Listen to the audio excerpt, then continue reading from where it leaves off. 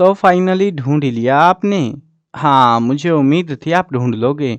आज की इस वीडियो में मैं आपको बताऊंगा Haryana board class 12 history important question 2023 के लिए। इस वीडियो में हम long question, short, very short और वन वर्ड वाले सारे क्वेश्चन करेंगे, फिल इन द ब्लैंक वगैरह भी सारी चीज़ें इसी वीडियो में करने वाले हैं। वीडियो थोड़ी सी बड़ी हो जाएगी, बट अगर वीडियो एंड तक देखोगे आपको काफ़ी ज़्यादा हेल्प मिलेगी।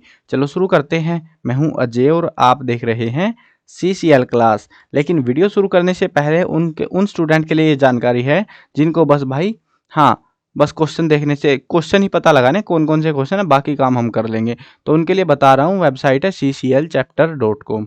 इस वेबसाइट के इंपॉर्टेंट क्वेश्चन के सेक्शन में जाना और वहाँ पर तुमको ये सारे क्वेश्चन लिखे हुए मिल जाएंगे और वीडियो देखने की आपको टेंशन नहीं लेनी फिर, ठीक है। तो यही जो क्वेश्चन मैं पढ़ा रहा हूँ यही सेम टू सेम वहाँ लिखे हुए मिलेंगे आपको। चलो अब शुरू करते हैं। और अगर आपको MCQ वगैरह देखने हैं तो वो भी जो है वहाँ पर भी मिल जाएंगे, वेबसाइट पर भी, और डिस्क्रिप्शन में पहला लिंक है, वहाँ से वीडियो जिसको देखनी है वीडियो भी देख सकता है। अब शुरू करते हैं वीडियो को हमारी। और बहुत सारे स्टूडेंट को तो ये भी डाउट है, क्योंकि स्कूलों में जो है ना पूरी की पूरी किताबें पढ़ा दी गई है। पूरी किताब हिस्ट्री के 15 चैप्टर जो आपके 15 के 15 चैप्टर्स को पढ़ा दिया गया है स्कूलों में। अभी मैंने कुछ एक स्टूडेंट से बात भी करी थी, वो भी यही कह रहे थे कि सर सारे पढ़ा दिए हमको। अब देखो मैंने जो है पूरा सिलेबस वगैरह पक्का जांचा है अच्छे से, सारी चीज़ें। चैप्टर 9, चैप्टर 12 और चैप्टर 14, ठीक है, ये 3 चैप्टर हमारे पक्का है। ये इनमें से आपका एग्जाम में एक भी क्वेश्चन नहीं मिलेगा इन 3 चैप्टर से। अब देखो एक मस्त चीज़ बताऊं तुमको, मैंने जो है जिस टाइम पे पेपर में आउट ऑफ सिलेबस नहीं था, अभी कोरोना के बाद ही चल रही है नोटंकी को आउट ऑफ सिलेबस है भैया, ये चैप्टर नहीं आ रहा पेपर में। जब नहीं था, जब ये झमेला नहीं था ना, उस टाइम पे भी ना तो इस चैप्टर से कुछ आता था ना ही इस चैप्टर से कुछ आता था। भाई सिलेबस से वैसे ही बाहर कर रखा था इन्होंने बेफालतू में। इसमें से आता था मुश्किल से 4-5 नंबर का, 4 से 5 नंबर के लमसम में कुछ आता था। हाँ, ये प्यारा चैप्टर है, काफ़ी ज़्यादा अच्छा चैप्टर था, बट इन्होंने हटा दिया इसको भी सिलेबस से अब की बार 2023 के लिए। अब 24 वाले देखोगे तो बाद में पता नहीं, कुछ स्टूडेंट देख लेते हैं भाई बाद में भी, तुमको यकीन नहीं होगा, फिर वो बोलते हैं कि सर हमारे में से तो तुमने बताया नहीं। तो मैंने सारे क्वेश्चन लिख रखे हैं सारे के सारे चैप्टर्स के, आउट ऑफ सिलेबस जो है उनके ऊपर बस मार्क लगा रखा है OS का। और वेबसाइट पे जो है एग्जाम होने के बाद उनको हटा भी दूंगा मैं, ठीक है। तो क्योंकि अपडेट करने हैं ना 24 के लिए, क्वेश्चन अपडेट वगैरह करने रहेंगे। तो देखो अभी उनके ऊपर OS का मार्क लगा हुआ मिल जाएगा, बट आप भी जो स्टूडेंट ये वीडियो देख रहे हैं अभी 2023 के लिए, आप भी एक बार क्रॉस चेक कर लेना, क्योंकि देखो इन 2 चैप्टर्स का तो कुछ टेंशन लेनी नहीं आपको, ठीक है, कुछ आता ही नहीं इनमें से। इस चैप्टर पे थोड़ा ध्यान रखना कि वो जो क्वेश्चन मैंने OS लिखा हुआ है ना, हो सकता है वो क्वेश्चन किसी और चैप्टर का और मैंने गलती से OS लिख दिया हो, तो मैं आपको क्वेश्चंस दिखा दूंगा और आप भी एक बार जो है क्रॉस चेक कर लेना अपना, कि कंफर्म कर लेना गाइड वगैरह से कि हाँ ये इसी चैप्टर का, फिर काट देना, फिर उसको याद नहीं करना। बहुत ही लिमिटेड से क्वेश्चन दूंगा, 50 के आसपास लॉन्ग क्वेश्चन है, वो पढ़ के जाना, काफ़ी हेल्प मिलेगी आपको। और खास तौर पे ध्यान रखना जिनको एडिशनल क्वेश्चन करने हैं, चैप्टर 1 को तो बिल्कुल अच्छे से समझ लो, उसमें से क्वेश्चन आता ही आता है, बड़ा क्वेश्चन आता है हर बार। चैप्टर 1 के बाद में आपको चैप्टर 13, चैप्टर 15, इन 3 चैप्टर पे तो खास ध्यान रखना। इनमें से बड़े अजीब अजीब से क्वेश्चन आते हैं, इसमें से भी क्वेश्चन बहुत आते हैं और अजीब से भी आ जाते हैं कभी कभी। तो बाकी चैप्टर्स में अपना इतना वो नहीं है, मतलब रैंडमली देते हैं कुछ भी, बट इनमें से वही क्वेश्चन रिपीट भी होते हैं और इजी चैप्टर्स भी हैं। ये नंबर दिलाने के, पास होने वाले चैप्टर्स हैं, ये पास कराने वाले। Discuss how the archaeologist reconstruct the past. अब जो क्वेश्चन एग्जाम में बार बार आ रहे हैं, बार बार का मतलब ऐसा नहीं है कि 2 बार आया और मोस्ट इंपोर्टेंट टेप दिया मैंने, नहीं, मैंने क्राइटेरिया डाल रखा 3 या 3 से ज़्यादा बार आ रहा है तो उसको मैं मोस्ट इंपोर्टेंट लिख रहा हूँ, क्योंकि ऐसे तो सारों को लिख देता मैं, फिर वो बार बार आए ही जा रहे थे। वो 50 क्वेश्चन है टोटल, 50 क्वेश्चन और 30 पेपर को एनालाइज करा। एक पेपर में कितने क्वेश्चन आते हैं तुमको भी पता है, अब देख लो कितने कम करके लाया हूँ मैं क्वेश्चन आपके लिए। तो आर्कियोलॉजिस्ट कैसे जो है पास्ट को रिकंस्ट्रक्ट करते हैं उसके बारे में बताना हमको, और कोशिश करना पॉइंट्स वगैरह बना के आंसर दे पाओ। How do archaeologist trace socio economic differences in Harappan society, what are the differences that they notice. तो कौन सा डिफरेंस है वो नोटिस करते हैं। Discuss the function that may have been performed by the rulers in Harappan society. तो इस society में रूलर्स के जो फंक्शन है क्या परफॉर्म करते थे वो बताने हैं। शॉर्ट नोट लिखना है, subsistence strategies of Harappan people. Explain the cause of the downfall of Harappa civilisation. Most important, रट लो इस क्वेश्चन को, जहां भी मिले रट डालो इसको। तो देखो अब कोज कितने याद करें वो भी एक मुद्दा रहता है। अब जो जैसे आपका एग्जाम में आएंगे 6 नंबर के क्वेश्चन आएंगे, 6 नंबर के लिए आपको कम से कम जो है 6 से लेके 8 पॉइंट तक याद होने चाहिए, ठीक है, मिनिमम है ये। और अभी जो है ना मिनिमम मैक्सिमम भी 8 ही है, बस ज़्यादा नहीं करने, ज़्यादा बकवास नहीं छाप के आने हमको उधर। लेकिन आंसर पॉइंट बना के देना है, या जैसे कोज रीजंस वगैरह पूछे जाए ना, पॉइंट बना के ही आंसर देना। पॉइंट बना के नहीं दोगे तो नंबर और भी कम देता है एग्जामिनर। अब मुझे नहीं पता क्या चक्कर है, बट ऐसा करने से या तो खूबसूरत लगता है या क्या सीन है। ऐसे पॉइंट बनाओ फिर अपना आंसर लिखो, ठीक है। ऐसे लिखना पॉइंट बना बना के, बहुत ही आराम से नंबर मिलेंगे बढ़िया वाले। List the material to make beads in the Harappan civilisation, describe the process by which beads are made. तो जो मनके वगैरह बीड्स होते हैं, मनके, तो मनके कैसे बनाते हैं, क्या प्रोसेस रहता है, वो चीज़ें बतानी है हमको। कौन सा मटेरियल वो यूज़ करते हैं मनके बनाने में। Do you agree with this view that the drainage system of Harappan civilisation indicated town planning. जो ड्रेनेज सिस्टम है, हम आज तक जो भी पढ़ते आए हैं, हम एक ही चीज़ सुनते हैं कि भैया हड़प्पा सिविलाइजेशन का ड्रेनेज सिस्टम बहुत ही बढ़िया था। तो उसी के बारे में बोल रहे हैं कि क्या ये वो इंडिकेट करता है टाउन प्लानिंग के बारे में। करता तो है, अब आपको उसको बताना है, अपना पॉइंट ऑफ व्यू रखना है वहाँ पे। Throw light on the raw material for craft production in the Harappan civilisation. Craft production के लिए जो है रॉ मटेरियल कैसा चाहिए होता है, क्या क्या रिक्वायरमेंट्स रहती हैं, वो चीज़ें हमको बतानी है। List the raw material use for craft production. Same सा ही लिखना है हमको इसका आंसर इन हड़प्पन सिविलाइजेशन। देखो सेम आंसर, सेम क्वेश्चन था ये। यहाँ पे थ्रो लाइट लिख दिया, यहाँ पे सीधा लिख दिया list the raw material and discuss how these have been obtained. देखो इसमें तो हमको बताना है कि क्या क्या रॉ मटेरियल चाहिए। इस वाले में हमको ये भी बताना साथ में कि वो कहाँ से हमको मिलते थे, दोनों चीज़ें बतानी है। Discuss some of the distinctive features of Mohenjodaro. कुछ फीचर्स बताने हमको मोहनजोदारो के। What do you know about roads and streets of Mohenjodaro. Mohenjodaro की जो सड़कें हैं, गलियां हैं, उनके बारे में तुमको क्या पता है। मतलब बेसिकली तुमको बताना है कि गलियां ऐसी थी, कच्ची थी, पक्की थी, इतनी चौड़ी, इतनी पतली, लंबी, है ना, सड़कें साफ थी, कच्ची मिट्टी से बनी थी, सफाई रखते थे, वही सारी चीज़ें आपको छाप देनी है इसमें, ठीक है। और हाँ, पॉइंट बना के लिखना, पॉइंट नहीं बनाओगे तो धोखा हो जाएगा तुम्हारे साथ फिर फालतू का। What is the legacy of Indus Valley civilization on the Indian society? Discuss the major teaching of Guru Nanak Dev Ji and the ways in which these have been transmitted.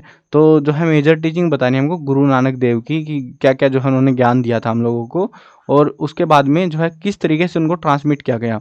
Discuss the main teachings of Guru Nanak Dev जी। देखो इस वाले को मैंने अलग से लिख दिया है कहने को, बट ये वाला क्वेश्चन का ये वाला पोर्शन हटा दो, और ये यहाँ तक का, ये इतने वाले को इसके आंसर में हम लिख सकते हैं सेम टू सेम, ठीक है। अब ये बदलते रहते हैं, थोड़ा बहुत ऐसे चेंजेस देखने को मिलते रहेंगे हमको। Examine how and why rulers tried to establish connection with the traditions of the Nayar and the Sufis। तो कैसे जो है रूलर्स ने क्यों ये चीज़ ट्राई करी कनेक्शन बनाने की, वो हमको एक्सप्लेन आउट करना है। Discuss the major belief and practices that characterized Sufism. Explain with example why did the bhakti and Sufi preachers use the different language to explain their view point. तो वो जो है अलग लैंग्वेज क्यों इस्तेमाल कर रहे थे अपने व्यू पॉइंट को बताने के लिए, वो चीज़ें बतानी है। What is Sufism, how it developed in India. Sufism क्या हो रही है, इंडिया में कैसे डेवलप हुई। Discuss the social and religious idea that are expressed in this chapter. Chapter का नाम हमको देखा, भक्ति सूफी ट्रेडिशन वाला चैप्टर है ना, चैप्टर 6 वाला हमारा, तो वो वाले चैप्टर से है कि सोशल रिलीजियस आइडिया के बारे में हमको एक्सप्रेस करना है इसमें। What was the bhakti movement, discuss its main teaching. Bhakti movement क्या थी और इसकी मेन टीचिंग्स क्या क्या थी। Discuss the major teaching of Kabir and the ways in which these have been transmitted. तो कबीर की टीचिंग क्या थी और कैसे वो ट्रांसमिट की गई। Discuss the life and teaching of Sant Kabir. Teaching तो यहीं से ऐसे कैसे लिख देनी हमको, बस लाइफ एडिशनल पूछी गई हमसे कि लाइफ में क्या था उनका। Write in one or your own words the life of Mirabai. Mirabai भी काफ़ी फेमस रही थी, जो भगवान श्री कृष्ण की भगत थी, तो इनके बारे में भी हमको बताना है इनकी लाइफ कैसी थी, क्या सीन था पूरा। Discuss the ways in which the Alvar, Nayanar और ये क्या है Vira Shaiva express the critique of the caste system. तो कौन से तरीके वगैरह अपनाए इन्होंने। Why were the dialogues at the round table conference inconclusive. तो जो राउंड टेबल की कॉन्फ्रेंस हुई थी वो क्यों इनकॉन्क्लूसिव हुई, मतलब कोई निर्णय नहीं निकल पाया उस चीज़ का। कई बार आ चुका एग्जाम में, ध्यान रखना। Describe the process of Quit India movement. वो नारा चला था ना, भारत छोड़ो अंग्रेजों, तो वो वाला नारे की बात करें हम, क्विट इंडिया मूवमेंट जो चलाई गई थी उसके बारे में। इस मूवमेंट को अच्छे से कर लेना। Analyse the cause of Quit India movement. देखो यहाँ तो प्रोग्रेस की बात करी है कि कैसे वो आगे बढ़ती गई, कैसे वो सफल होने के कगार पे पहुंची, वो चीज़ें बतानी है। यहाँ पे हमको बताना वो क्विट इंडिया मूवमेंट चलाई ही क्यों थी एक्चुअल में। Why did Gandhi ji started Quit India movement in 1942 AD. तो महात्मा गांधी ने जो है क्विट इंडिया मूवमेंट 1942 में क्यों चलाई थी, इसका सेम ही आंसर लिखना है। कारण ही हमको इसमें भी देने, इसमें भी देने, सेम ही चीज़ें लिखनी है दोनों में। ये जो है ना, मैंने कुछ एडिशनल क्वेश्चन, ये 50 के नाम पे 50 भी पूरे नहीं है, मैं जो चीज़ें बता रहा हूँ तो और भी कम ही हो रहे हैं। अब वो मैंने इसीलिए लिख रखे हैं नीचे क्वेश्चन, ताकि तुमको समझ आए कि भैया क्वेश्चन को ट्वीक कर देते हैं लोग। Why was the revolt particularly wide spread in Awadh. Awadh में जो है कैसे फैला उसके बारे में बताना। रिवोल्ट विद्रोह हुआ था ना 1857 का, जो रिवोल्यूशन हुआ था, रिवोल्ट हुआ था, उसके बारे में ही उसमें से ही पूछते हैं ज़्यादातर क्वेश्चन तुमको। What promoted the peasants Talukdar and जमींदार टू जॉइन द रिवोल्ट। तो क्या किन चीज़ों ने प्रमोट करा, जो किसान थे, तालुकदार थे, जमींदार थे, उन्होंने इस रिवोल्ट को ज्वाइन कर लिया, क्योंकि यार अंग्रेज तो उनका भी शोषण कर रहे थे, है ना। तो वो भी अपना लग गए अपना लड़ाई के दौरान बीच में। Explain the major causes responsible for the wide spreadness of revolt in Awadh. Awadh में जो क्रांति हुई है, रिवोल्ट हुआ, इसके पीछे मेजर कोज क्या थे, कारण क्या थे। Explain the religious and social causes of revolt of 1857। हमसे हमेशा कारण ही पूछेंगे, एक चीज़ जरूर ध्यान रखना। और 1857 का है ना, ज़्यादातर ऐसे नहीं पूछेंगे कि क्या नतीजा रहा लड़ाई का, क्या हुआ, ऐसे बहुत रेयरली देखने को मिला है। ज़्यादातर ये हमसे पूछते हैं कारण, कि उसके पीछे कारण क्या थे, लड़ाई हुई ही क्यों, वो रिवोल्ट हुआ ही क्यों। तो हमको रिलीजियस रीजन्स भी देने हैं और साथ में सोशल कोज भी देने हैं। दोनों अलग अलग होते हैं। अब रिलीजियस में हमको जो है धार्मिक चीज़ें, अंग्रेज जो है मंदिरों के साथ छेड़खानी कर रहे थे, मंदिरों में जूते पहन के घुस जा रहे, अलग अलग पंगे कर रहे थे ना अंग्रेज, तो वो थी रिलीजियस रीजन्स। सोशल कोजिस थे, सोशल समाज में क्या क्या पंगे कर रहे थे वो, तो अलग अलग कोज होते हैं वो, उनको बारे में अपने चैप्टर में पढ़ा भी होगा, अच्छे से करने हैं, ठीक है। Why did the mutinous spoils in many places turn to erstwhile rulers to provide leadership to the revolt? What were the cause of the failure of the revolt of 1857 AD? 1857 की क्रांति के फैल होने के पीछे क्या कारण था।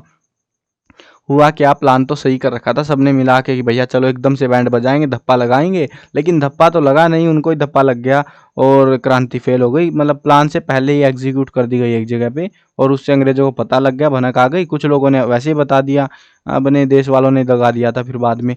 Why did the Indian soldiers join the revolt of 1857। Indian soldiers ने क्यों ज्वाइन किया 1857 के रिवोल्ट को। वो थी बंदूक के कारतूस, जो गोलियां निकाल निकाल के वो छील रहे थे, बोला कि उसमें जो है पिग और जो है काउस का जो है मीट लगा रखा है, वो चीज़ें बतानी हमको। तो इसीलिए उन्होंने भी जो है वो भड़क गए और उन्होंने जो है इस रिवोल्ट को ज्वाइन कर लिया। What steps did the British take to quell the revolt. अंग्रेजों ने जो है, ये काफ़ी प्यारा क्वेश्चन है और कई बार एग्जाम में देखने को मिला है मेरे को। अब मोस्ट इंपॉर्टेंट पता नहीं क्यों नहीं लगाया मैंने इस पर, बट देखने को तो बहुत बार मिला था यार ये। What steps did the British take to quell the revolt. अंग्रेजों ने ये जो क्रांति हुई 1857 की, इस क्रांति को ख़त्म करने के लिए क्या क्या स्टेप्स लिए, क्या क्या कदम उठाए गए। लोगों को मारा गया है ना, बहुत सारे लोगों को जो है गोलियों से भून दिया गया, और भी बहुत सारे पंगे करवाए उन्होंने, तो वही बताना हमको। Discuss the extent to which religious belief shaped the event of 1857। तो हमको रिलीजियस बिलीफ बताने हैं जिसने इस इवेंट को शेप दिया था। How was the non cooperation movement a form of protest. तो नॉन कोऑपरेशन मूवमेंट सबको पता होगी, नॉन कोऑपरेशन में क्या था, हमें गवर्नमेंट को कोऑपरेट नहीं करना, मतलब उसका कह सकते हो कि उसका साथ नहीं देना था, एक तरीके से कह लो तुम। तो वही था ये नॉन कोऑपरेशन मूवमेंट। तो इस प्रोटेस्ट के बारे में बताना है हमको, इसको पढ़ लेना है। 2-3 मूवमेंट है, ज़्यादा नहीं है। महात्मा गांधी की जो पॉपुलर मूवमेंट थे उनके बारे में पढ़ लेना, 2-3 ही है, तो उनमें से ही देते हैं ज़्यादातर। तो ये what is the contribution of non cooperation movement in freedom movement. तो फ्रीडम मूवमेंट के अंदर नॉन कोऑपरेशन मूवमेंट का क्या रोल था, कंट्रीब्यूशन क्या था उसका। डिस्क्राइब द, इससे जो है जो मेन जो देखने को मिला था वो थी लोग जो है देश को अब प्यार करने लग गए थे, देशभक्ति जाग गई थी, वही सारी चीज़ें बतानी रहेंगी तुमको। Describe the circumstances leading to the non cooperation movement led by Mahatma Gandhi. Mahatma Gandhi ने जो ये नॉन कोऑपरेशन मूवमेंट चलाई थी, इसके पीछे सर्कमस्टांस क्या हुए, मतलब एक्चुअल में इन्होंने चलाई ही क्यों थी ये। What steps did the British take the quell the uprising. तो ये जो रिवोल्ट हुआ था 1857 का, इस रिवोल्ट को ख़त्म करने के लिए अंग्रेजों ने क्या स्टेप्स लिए थे। मैं बोल रहा था ना कि मोस्ट इंपॉर्टेंट होना चाहिए था, ये पहले भी आ चुका है यार ये वाला क्वेश्चन, ये सेम ही क्वेश्चन है। अब रिवोल्ट लिख दिया, वहाँ पे अपराइजिंग है, सेम ही क्वेश्चन है ये, तो गड़बड़ हो गई यहाँ पे, 2 बार आ गया यार ये क्वेश्चन। इस पे लिखा था मैंने मोस्ट इंपॉर्टेंट, क्योंकि मेरे को पता था यार मोस्ट इंपॉर्टेंट तो है ये question. What were the measures taken to ensure unity among the rebels. अब विद्रोहियों की जो है यूनिटी के बारे में क्या मेजर वगैरह किया गया वो बताना हमको। What did the rebels want, जो विद्रोही थे या कह लीजिए जिन्होंने क्रांति करी थी, है ना, वो लोग क्या चाहते थे। To what extent did the vision of different social group differs. तो अलग अलग जो सोशल ग्रुप्स हैं उनकी क्या क्या उम्मीदें थी, क्या सोच रहे थे वो। Discuss the evidences that indicates planning and coordination on the part of rebel. Discuss the efforts of Gandhi ji for the communal harmony during the riot of the 1947। ये क्वेश्चन अच्छे से याद कर लेना, लगभग ये हमारा 40% एग्जाम्स में हमें देखने को मिला है, तो अच्छे से पढ़ लेना इसको। Explain the progress of the civil disobedience movement. देखो सिविल डिसोबीडियंस मूवमेंट में क्या था, एक मूवमेंट ऐसी चलाई थी जो नॉन कोऑपरेशन थी, उसमें हमें सरकार का साथ नहीं देना था। सरकार ये करना चाह रही है, हम नहीं है तुम्हारे साथ बिल्कुल भी, ये थी सिविल डिसोबीडियंस मूवमेंट। इसमें भी वैसा सही था, कुछ अलग नहीं था खास तौर पे देखा जाए तो। इसमें बस हमें सरकार की बातें नहीं माननी थी। सरकार बोलेगी तू जेल में जा, नहीं जा रहा मैं, तू यहाँ मत आना, मैं तो वहीं जाऊँगा, तो वो हरकतें करनी होती थी इसमें सिविल डिसोबीडियंस मूवमेंट में। Discuss Gandhi ji last heroic days, वो 1945 से 1947 के बीच में जो डेज थे उनको हीरोइक डेज लास्ट में करे थे। ये शायद मुझे आउट ऑफ सिलेबस लग रहा है, प्रोबेबली तो पार्टीशन वाले से होना चाहिए, मोस्ट प्रोबेबली लग रहा है मेरे को ऐसा ही, क्योंकि उस टाइम पे पार्टीशन की बातें उठ रही थी ना, दंगे हुए थे, तभी तो पार्टीशन हुआ था इंडिया का, तो शायद तो ये वही था। और उनको जो है गांधी जी को वन मैन आर्मी का टाइटल भी दिया गया था फिर उसके चलते, तो मोस्ट प्रोबेबली तो ये 14 से होना चाहिए। आउट ऑफ सिलेबस कंसिडर कर लेना अगर तुमको नहीं मिलता है कहीं पे, ठीक है। In what way did Mahatma Gandhi he transform the nature of the national movement. अब जो गांधी जी हैं उन्होंने कैसे जो है नेशनल मूवमेंट को जो है मतलब बड़े लेवल पे ट्रांसफॉर्म कर दिया। पहले क्या था, पहले छोटी मोटी मूवमेंट चलती थी, दब जाती थी, लेकिन महात्मा गांधी ने पूरे देश को जोड़ लिया, देश के लोगों को अपने साथ जोड़ा और एक बड़ी नेशनल मूवमेंट बनाई थी। In what way newspaper help us a source in studying the national movement. और न्यूज़पेपर कैसे हेल्प करते हैं स्टडी करने में नेशनल मूवमेंट के बारे में।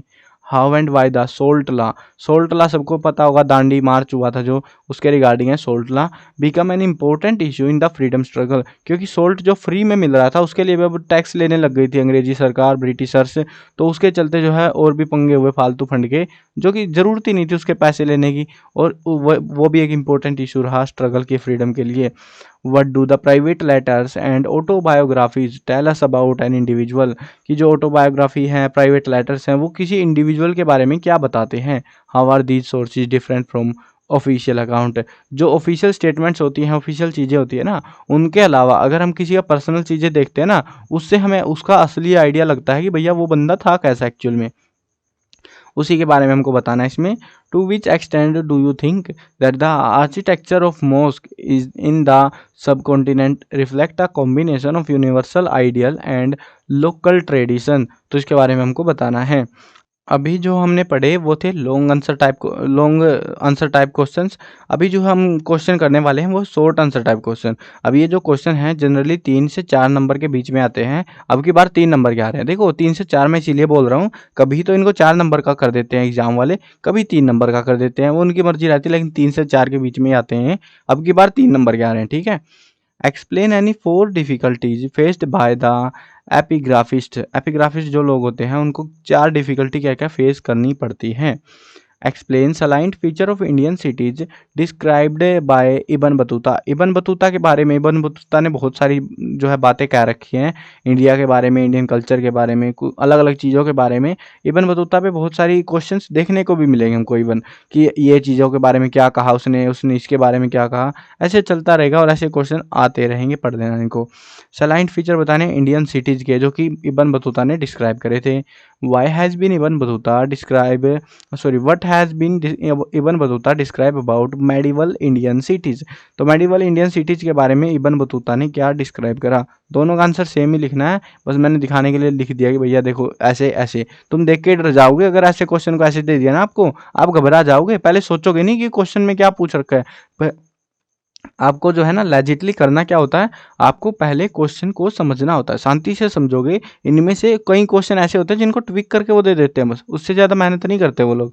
अब वो तुम क्वेश्चन को ही नहीं समझोगे तो आंसर भले ही तुमने याद कर रखा हो, फायदा ही क्या होगा फिर उसका। तो सोच समझ के आंसर लिखा करो थोड़ा सा, ठीक है। मतलब जिन कुछ स्टूडेंट समझ जाते हैं, कुछ फिर भी नहीं समझ पाते क्वेश्चन को, तो हिंदी इंग्लिश दोनों में देते हैं यार, समझने की कोशिश करो क्वेश्चन को पहले। Analyse the evidence for slavery provided by Ibn Battuta. Slavery के बारे में इब्न बतूता ने क्या एविडेंसेस दिए, सबूत दिए हैं। हु वाज इब्न बतूता, ये जो बंदे की हम बातें कर रहे हैं इब्न बतूता, ये कौन था। Why did he come to India, India में क्या करने आ रखा था, वो कुछ काम था क्या उसका। Describe the road system of Vijayanagar empire, Vijayanagara empire के रोड सिस्टम कैसा था। What impression of the lives of the ordinary people of Vijayanagar.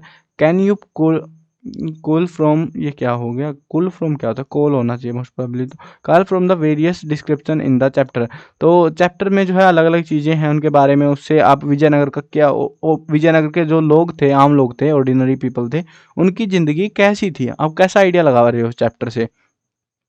What was the contribution of Krishna Deva Raya in the expansion of Vijayanagar empire. देखो स्ट्रोंगेस्ट या कह लो सबसे खतरनाक जो राजा बना इनका, ग्रेटेस्ट एम्पायर बना जो बिल्ड हुआ था, वो हुआ था कृष्ण देव राय के रूल में, है ना।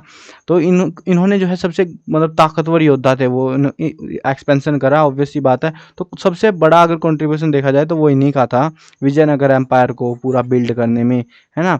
और इसके बारे में जो है मेन तो आपको इसका ध्यान रखना पड़ेगा, काम का क्वेश्चन है अच्छा खासा। How were the water requirement of Vijayanagara met, Vijayanagara में जो पानी था पानी पीने के लिए जो चाहिए रहता है अलग अलग पर्पसेज के लिए, तो वो रिक्वायरमेंट कैसे फुलफिल करी जाती थी, कैसे पूरी करी जाती थी, पानी कहाँ से मिलता था एक्चुअल में, ये हमसे ये पूछ रहे हैं। विजयनगर वाले जो साम्राज्य था, पूरा एम्पायर था उसको। Write a note on the discovery of Vijayanagar empire, Vijayanagara empire की डिस्कवरी, पता कैसे चला ये एम्पायर था और ये चीज़ें वगैरह, तो इसके बारे में नोट लिखना है। What were the cause of downfall of Vijayanagar empire, Vijayanagara empire के डाउनफॉल यानी बर्बादी के पीछे क्या कारण थे।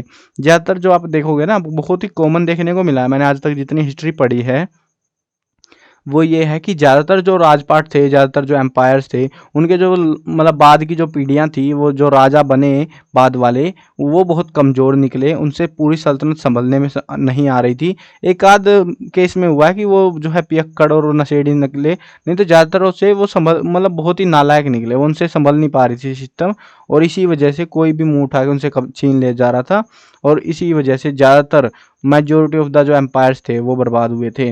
मतलब जिस राजा ने एक राजा ने अपने दमखम पे पूरा बना दिया एम्पायर को, उसका बेटे ने ठीक ठाक संभाला, उसके बेटा और कमज़ोर, उसका बेटा और कमज़ोर, और ऐसे होते होते जो है पूरा एम्पायर बर्बाद हो जाता था। गिव मेरिट एंड डीमेरिट, वही सारी चीज़ें से आपको इसमें बतानी रहेंगी। Merit and demerit of fortification of agriculture area in Vijayanagara city, तो उनको फ़ायदे और नुकसान बताने हैं। जो किलेबंदी कर रखी थी ना एग्रीकल्चर एरिया की भी इन्होंने, तो उसके क्या फ़ायदे थे क्या नुकसान थे विजयनगर सिटी में। Discuss the function of the village panchayat during the Mughal period, Mughal period वाला है ये, देखो मुगल पीरियड के क्वेश्चन देख लो, अगर तुमको लगे कि भैया ये आउट ऑफ सिलेबस नहीं है, ठीक है। अब देखो मैंने एक एक क्वेश्चन तो चेक करा नहीं है कि भैया ये तू बाहर से है कि इधर से कि उधर से, तू कहाँ से आ गया। तो देखो मैंने राउंड ऑफ आइडिया लगाया कि ज़्यादातर जो मुगल वाले क्वेश्चन है वो उसी चैप्टर में 9th वाले में, तो इसलिए मैंने मुगल वाले ज़्यादातर सभी क्वेश्चन पे ऐसे OS लिख दिया, ठीक है। एक आध क्वेश्चन इधर उधर से दे देते हैं कई बार वो लोग, बट ज़्यादातर आपको 9th वाले में से ही मिलेंगे, इक्का दुक्का हो सकता है। तो आप चेकआउट भी कर सकते हो, क्वेश्चन आपको स्क्रीन पर दिखते रहेंगे, ठीक है। चलो अभी देखो ये 17 तक हमारे ये सारे के सारे OS वाले हैं। आगे बढ़ते हैं 18th क्वेश्चन पे। Discuss the ways in which panchayat and village headman regulated the rural society. What was the significance of white and black town. देखो अंग्रेज आए थे भारत में, अंग्रेजों ने राजपाट करा, दो प्रकार के टाउन बने, वाइट टाउन और ब्लैक टाउन। अब तुम समझ गए किसके लिए कौन सा बना रखा था ना। Describe the salient feature of महाजनपद, महाजनपद के बारे में हमको जो है फीचर्स बताने क्या था। राइट अ नोट ऑन किताब उल हिंद, इस किताब के ऊपर आपको एक शॉर्ट नोट लिखना है। Right main works of lottery committee, 1817 में एक लॉटरी कमेटी बनाई गई थी, उसका मेन काम क्या था, शॉर्ट नोट बताना है। संगम लिटरेचर पे, संगम साहित्य जो था उसके ऊपर। हु वाज, देखो एक चीज़ बता देता हूँ तुमको, जो तुम में से बहुत सारे स्टूडेंट गड़बड़े कर देते हैं। अब ये बोल तो देते हैं हमको write a short note on, कुछ भी किताब का नाम या ऐसी चीज़ों का नाम देते हैं जनरली हमको, तो इस पर शॉर्ट नोट में लिखना क्या होता है है ना। सबसे बड़ा मुद्दा यही होता है, बहुत सारे स्टूडेंट कंफ्यूज होते हैं कि लिखे क्या इसमें। देखो इसमें आपको कुछ चीज़ें बतानी होती है। इसका जो है ये जो किताब है, ज़्यादातर किताब ही देते हैं लोग हमको जिसके ऊपर नोट लिखना रहता है, ठीक है। अगर बुक वगैरह दे रखी है तो इसका राइटर कौन है, ये कब लिखी गई थी, ये मेन बताना होता है इसमें, ठीक है। मेन तो ये होता है, उसके बाद में थोड़ा सा बता सकते हो कि उसमें उस किताब में क्या लिखा गया है, बस इतना सा बताना होता है। शॉर्ट नोट उसी को कहते हैं हम लोग, ठीक है। इधर उधर की बकवास छापनी नहीं रहती हमको उधर। हु वाज बर्नियर, बर्नियर कौन था। What did he right about Sati system, जो सती सिस्टम इंडिया में चल रहा था उसके बारे में बर्नियर ने क्या क्या लिखा। हु वाज बर्नियर, ये सेम चीज़ यहाँ पे भी उतार दोगे। What did he say about India, India के बारे में उसने क्या कहा। Discuss the picture of urban centres that emerges from Bernier account. Discuss the irrigation technology for agriculture in the 16th and 17th century. तो 16वीं 17वीं सदी के आसपास में इरीगेशन टेक्नोलॉजी कौन सी यूज करते थे उसके बारे में बताना है। क्या कहाँ से जो है खेती में पानी दिया जाता था। Y were the record of colonial cities kept safe, colonial जो शहर थे उनके जो रिकॉर्ड्स थे उनको सुरक्षित क्यों रखा जाता था। Discuss the salient feature of Maurya administration, मौर्यों की जो एडमिनिस्ट्रेशन था, राजपाट वाला सिस्टम था, वो बहुत ही खतरनाक था ना। और तुम्हें पता है वो मौर्यों का शुरुआत से ही खतरनाक था, चंद्रगुप्त के टाइम से, चंद्रगुप्त मौर्य के टाइम से। अब वो उसका जो है मतलब गुरु था जो कह सकते हो, जिनने उसको पूरा एडवाइस आउट करा था, तो उसी के चलते था। उन्होंने किताबें लिखी थी अर्थशास्त्र, है ना। अब बता देना कमेंट में वो था कौन, सबको पता है वैसे तो। मैं जो अब अगर इसके बारे में नहीं पता, देखो मैं बता नहीं रहा आंसर, क्योंकि आप में से 99% स्टूडेंट को पता है इसका आंसर। अब बता देना, एग्जाम में वैसे आ सकता है, उसके क्वेश्चन में आगे देखने को मिलेंगे, टेंशन मत लो, काम आएगा ये भी, ठीक है। कमेंट पे करना, देखते हैं किस किस को नहीं पता है, ठीक है। पता तो सबको है बट कुछ को नहीं पता होता भाई, आप में से बहुत सारे स्टूडेंट है जो कंफ्यूज हो गए होंगे, पता नहीं क्या ही पूछ लिया मेरे से इसने। तो आपको मौर्य साम्राज्य में जो है जिसने पूरा एडवाइस करा, पूरा अर्थशास्त्र नाम की किताब थी वो भी लिखी थी उसने, तो उसका नाम बताना है कमेंट्स में, ठीक है। सलाइंट फीचर बताने फिलहाल मौर्य साम्राज्य के। Discuss any 4 causes of downfall of Mauryan empire, Mauryan empire के 4 कारण बताने हैं डाउनफॉल के। सबसे बड़ा पंगा तो यही था, राजा वगैरह बाद वाले राजा ताकतवर नहीं थे, और सल्तनत उनका जो एम्पायर था वो दूसरे देशों तक टक्कर मार रहा था, तो जिसकी वजह से अटैक होने लगे, मैनेजमेंट बहुत ही खराब हो गया, लोग घपला करने लग गए उन्हीं के खुद के अधिकारी। तो ये सारे पंगे हुए जिसकी वजह से मौर्यन एम्पायर बर्बाद हो गया था। How were the lives of the forest dwellers transformed in the 16th 17th century, तो फॉरेस्ट ड्वेलर्स जो थे उनकी ज़िंदगी कैसे बदल गई इस सेंचुरी के आसपास में आते आते। To what extent rural and urban elements intermixed the colonial Madras, तो इसके बारे में हमको बताना है। Throw light on the description of Megasthenes regarding the administration of Pataliputra, Pataliputra के रिगार्डिंग हमको बताना है, यहाँ पे पूरा एक्सप्लेन आउट करना है। वट वाज महानवमी डिब्बा, महानवमी डिब्बा क्या था, एक स्टेज सी थी शायद जिसको महानवमी डिब्बा के नाम से जानते थे। वाई इट वाज इम्पोर्टेंट, और ये जरूरी क्यों थी, तो इसके बारे में बताना। पहले ध्यान था यार मेरे को, महानवमी डिब्बा जब पढ़ाया था, आसान सा है ये, इतना मुश्किल नहीं है टॉपिक, आसान सा था ये, अभी भूल गया हूँ यार, दिमाग से उतर जाती है बहुत सारी चीज़ें। How were urban centres transformed during the 18th century, 18th century में अर्बन सेंटर्स कैसे ट्रांसफॉर्म आउट हुए वो बताना है।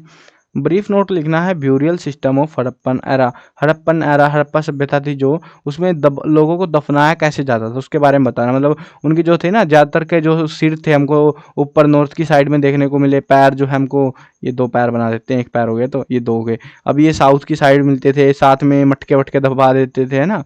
अब अमीरों के उसके साथ में जो खाने पीने का भी रखते थे, गरीबों को ऐसे ही दफना दिया जाता था। तो वही सारी चीज़ें हमको एक्सप्लेन आउट करनी है इसमें। Explain how patrilineage would have been important in the Allied families. Write a note on 8-folded path principle of Buddhism, Buddhism पे बहुत क्वेश्चन देखने को मिलते हैं, और बुद्धिज्म में जो है कभी नोबल ट्रूथ पूछ लेते हैं, कभी 8 फोल्डेड पाथ पूछ लेते हैं। अभी फिलहाल हमसे जो है पूछा गया है 8 फोल्डेड पाथ, 8 पाथ जो था 8 रूल बताए थे उन्होंने, तो उसी के बारे में आपको एक्सप्लेन आउट करना है पूरा। हु आज प्रोफेट मोहम्मद, तो ये प्रोफेट मोहम्मद कौन था। Explain any 4 teaching of him, और उसकी 4 टीचिंग बतानी है।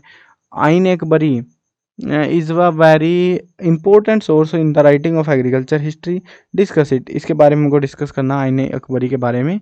वाई द आइन अकबरी वाज रिटन, आइन अकबरी को लिखा क्यों गया था, क्या रीजन्स थे इसके पीछे। Write a note on the Jallianwala Bagh massacre, Jallianwala Bagh जो हत्याकांड हुआ था अमृतसर के अंदर, उसके बारे में बताना है कि कैसे जनरल डायर आया और वहाँ पे जो है निहत्थे लोगों पर गोलियां चला दी गई थी। उसके बाद में पंगे हुए थे। फिर गांधी जी बोले कि भैया ठीक है हम आंदोलन करेंगे। फिर आंदोलन चालू हुए, नॉन स्टॉप आंदोलन होते रहे। फिर चोरा चोरी हो गई, चोरी चोरा जगह पे जो कांड होया, और उसके बाद में उस कांड की वजह से पूरा मामला ठप हो गया। फिर गांधी जी ने वापस ले लिया अपना आंदोलन। वही हुआ था बस। What do you mean by land grant? Land grant के बारे में तुमको क्या पता है? How did Al Biruni describe the Indian caste system? Al Biruni ने इंडियन कास्ट सिस्टम के बारे में क्या बताया है? हु वर अमर नायक? अमर नायक कौन थे और उनका कार्य क्या था, ड्यूटीज क्या थी उनकी? What sort of work were done by women artisan? Women artisan में जो है क्या वर्क्स करते थे? How were the few kind of the public places that emerged in the colonial city? What function did they serve? तो वो कौन सा फंक्शन सर्व भी करते थे? What do you know about the Prayag Prashasti? तो प्रयाग प्रशस्ति से तुम्हारा क्या मतलब है? मतलब ये जो वर्ड है इसको एक्सप्लेन आउट करना है आपको। How did prominent Indian merchant established themselves in the colonial cities? Right a short note on Kautilya अर्थशास्त्र। अरे यार ये शिट इन्होंने खुद ही नाम भी बता दिया भाई, चीटिंग हो गई तुम लोगों के साथ में। आंसर पता लग गया तो चलो कोई ना। कौटिल्य के अर्थशास्त्र के ऊपर जो है आपको पूरा नोट लिखना है कि उन्होंने क्या लिखा, क्या बताया, कैसे मैनेजमेंट किया उसमें, वो बताना आपको। What was the purpose of the foreign travellers to come in India? तो जो विदेशी लोग थे जो भारत आते थे घूमने फिरने के लिए, उनके पर्पस क्या रहते थे, क्यों आते थे वो भारत में? When was Suez canal open? Suez canal को खोला कब गया? What was its impact on Bombay? Bombay के ऊपर इसका क्या इम्पैक्ट रहा इस कैनाल का? Why did hill station developed in the colonial period? तो कॉलोनियल पीरियड के दौरान हिल स्टेशन बनाए गए, जैसे शिमला वगैरह बनाए गए थे ना, बड़े बड़े जो है पहाड़ी इलाके बनाए गए थे। अब इनका जो मेन रीजन था वो तो ये था कि भैया अंग्रेज अफसरों को घूमने फिरने के लिए जगह चाहिए थी, बना दिए, और क्या था। Write a short note on the Kanishka. Kanishka जो राजा था उसके बारे में हमको पूरा बताना है कि कौन था, क्या था, कौन से वंश का था, वो चीज़ें बतानी है बस हमको। Give any two cause that change the lives of the forest people? तो दो कारण देने हैं जिससे लोग जो जंगलों में रह रहे लोग थे उनकी ज़िंदगी बदल गई। To what extent were the social relation transform in to the new cities? Who succeed to decipher Brahmi script in Ashoka inscription? कौन जो है सफल हो पाया उनकी जो ब्राह्मी स्क्रिप्ट थी ना, अशोक के जो स्तंभ हमको इंस्क्रिप्शन वगैरह मिले थे, उसको किसने जो है क्रैक कर लिया था कि हाँ इसने ये लिख रखा है वहाँ पे, तो वो चीज़ें बतानी है। Who was Al-Biruni? अलबरूनी कौन था और how he came to India? और वो भारत आया कैसे था? To what extent rural and urban element intermixed in the colonial Madras? ये शायद रिपीट हो गया ये question. What do you know about the Prayag Prashasti? Prayag Prashasti ये भी रिपीट हो गया हमारा। Explain the four best thing of marriage which are recognize in the religious text? Religious text में जिनको रिकॉग्नाइज किया जाता है, चार बेस्ट टाइप बताने मैरिज के। What did the rebels want? जो विद्रोही थे, यानी कि 1857 की बात हम कर रहे हैं, 1857 की, तो उसमें जो रिबेल्स थे वो क्या चाहते थे? ये हमने बड़े क्वेश्चन में ऑलरेडी कर लिया है, तभी मैंने पहले बड़े क्वेश्चन प्रोवाइड कराए थे आपको। What was subsidiary treaty? Subsidiary treaty क्या थी ये? Write a brief note on the measurement system of the Harappan civilisation? Harappan civilisation का जो मेजरमेंट सिस्टम था, नाप तोल का जो सिस्टम था ना, बाट वाट कैसे रखते थे वो, तो उसके बारे में हमको नोट लिखना है। What has been told about the Chandala in the और sutras and also tell about their duties? तो चंडालों के बारे में जो है इसे ये कुछ किताब वगैरह हो गया आई थिंक सो ये, तो इसमें क्या बता रखा है, उनके काम क्या थे, वो चीज़ें बतानी है। Discuss the contribution of the Bhopal Begum in the conservation of Sanchi stupa? तो भोपाल बेगम का क्या जो है कंट्रीब्यूशन रहा कंजर्वेशन करने में सांची स्तूप को? Right a brief note on the Chishti सिलसिला? चिश्ती सिलसिला पर नोट लिखना है। खिलाफत मूवमेंट क्या थी, इसके ऊपर भी हमको बताना है। अभी जो है देखते हैं very short answer type question. अब ये जो क्वेश्चन है थोड़े से ज़्यादा मिलेंगे क्योंकि एग्जाम में भी थोड़े से ज़्यादा आते हैं बाकी क्वेश्चंस के कंपैरेटिवली, तो इसलिए हमको ये थोड़े से ज़्यादा मिल सकते हैं। अभी देखते हैं when and who discovered Harappan civilisation? Harappan civilisation को किसने डिस्कवर किया था और कब किया था? What is the meaning of Mohenjodaro and who discovered it? Mohenjodaro क्या है उसका मीनिंग हमको बताना है, और हु डिस्कवर्ड इट, और इसको किसने डिस्कवर किया था। एक को हमने मेरे को अभी ध्यान नहीं किसने क्या करा था, एक को राखलदास बैनर्जी ने करा था और एक को दयाराम साहनी ने करा था, ऐसा कुछ नाम है। और अभी ये देख लेना किसने हड़प्पा का साइट डिस्कवर करी, किसने मोहनजोदारो की करी थी, कब करी, तो दोनों ने 1-2 साल का गैप ही था शायद से, और आसपास ही करी थी दोनों ने। What was the meaning of land grant during गुप्त पीरियड, गुप्त पीरियड के दौरान जो लैंड ग्रांट थे उनका क्या मतलब होता था। Right down any two feature of land grant during the गुप्त पीरियड, दो फीचर बताने हैं लैंड ग्रांट के गुप्त पीरियड के दौरान वाले। What is the theme of Mahabharata, Mahabharata की थीम क्या है। Discuss whether the Mahabharata could have been the work of a single author, तो इसके बारे में बताना है कि जो मतलब एक ही राइटर था, जो कि हम सुनने में आ रहा है ना कि वेद व्यास ने इसको जो है महाभारत को लिखा था, तो इसके बारे में बताना है कि क्या एक्चुअली में यह यकीन होता है कि इतनी बड़ी महाभारत जैसे जो महान ग्रंथ है वो एक व्यक्ति ने लिख दिया होगा। तो ये थोड़ा सा डाउट क्रिएटिंग है, तो इसी के बारे में हमसे पूछ रहे हैं बस। वाई वाज स्तूपास बिल्ट, स्तूपों को क्यों बनाया गया था। अब उस टाइम पे तो स्तूप क्या थे, इन्फॉर्मेशन देने का सोर्स बनाए गए थे बस, बाद में फिर ये दब गए ऐसे ही।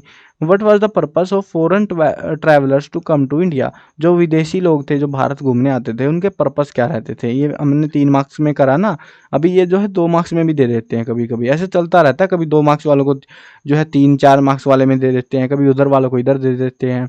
What was the name of the sect founded by Guru Gobind Singh, Guru Gobind Singh के द्वारा जो सेक्ट था वो कौन सा फाउंड किया गया था, उसके बारे में बताना हमको। Discuss any two limitation of आइन अकबरी, आइन अकबरी की दो लिमिटेशन थी वो बतानी है। वाई आइन अकबरी वाज रिटन, ये भी ऑलरेडी हो चुका है कि आइन अकबरी को क्यों लिखा गया था। व्हेन एंड वेयर, ये क्या नाम आ गया, इबादत खाना वाज एस्टेब्लिश्ड बाय अकबर, ये शायद आउट ऑफ सिलेबस हमारा मोस्ट प्रोबेबली। तो ये जितने भी खाने वाने हैं ना, ये सारे ये खाना जो आएगा, इबादत खाना, बादशाहनामा, ये वगैरह ऐसे अजीब अजीब से जो वर्ड है, ये ज़्यादातर ये 9th चैप्टर में से ही देखने को मिलते हैं हमको ये। Explain the division of land during the region of Akbar, Akbar का जो टाइम था उसके दौरान में लैंड कैसी थी, डिवीजन कैसे किया गया था वो बताना है। Where and when Akbar was born, Akbar का जन्म कब और कहाँ हुआ था।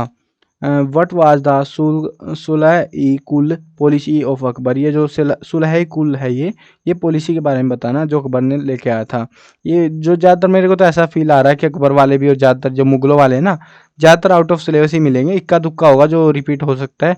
बट इनको एक बार क्रॉस चेक कर लेना, अगर तुमको लगता है कि भैया ये आउट ऑफ सिलेबस है 9th चैप्टर से है तो हटा दो, याद नहीं करना फिर तुमको, ठीक है। हो सकता है मैं साफ साफ बता दिया था स्टार्टिंग में भी कि भैया कुछ पे मार्क लग सकते हैं, कुछ पे नहीं लगे मिलेंगे तुमको। Describe the process of manuscript production in the Mughal court, Mughal court में कौन सा जो है प्रोसेस वगैरह बताना मैनस्क्रिप्ट वगैरह के बारे में। Name the writers of Rihla and travels in the Mughal empire, Mughal empire के में ये है ना रिहला और ट्रेवल्स, इसके बारे में जो राइटर्स थे इनके कौन थे उसके बारे में हमको बताना है। और ये आपका 9th चैप्टर से नहीं है, ठीक है ना, 9th से नहीं है आपका ये मैंने क्रॉस चेक करा था इसी चक्कर में जब मैं वैसे लगा रहा था, तो ये वाला तो कंफर्म है 9th से नहीं है, ये अपना देख लेना कहाँ से उठा के लाए हैं ये लोग। What do you know about the provincial administration system of Mughal, मुगलों का जो सिस्टम था उसके एडमिनिस्ट्रेशन सिस्टम ही पूछते हैं ज़्यादातर, राजपाट वाला कैसे राजपाट चलाए जाते थे, तो ये ज़्यादातर आउट ऑफ सिलेबस ही। वैसे तो यार छोड़ो, इनको हम पढ़ ही नहीं रहे, आपको दिखा देता हूँ, अगर आपको चेकआउट करने हो क्रॉस चेक करने हो तो स्लोली एंड स्लोली आप चेक कर सकते हो, ठीक है, हम टाइम खोटी नहीं करेंगे इधर।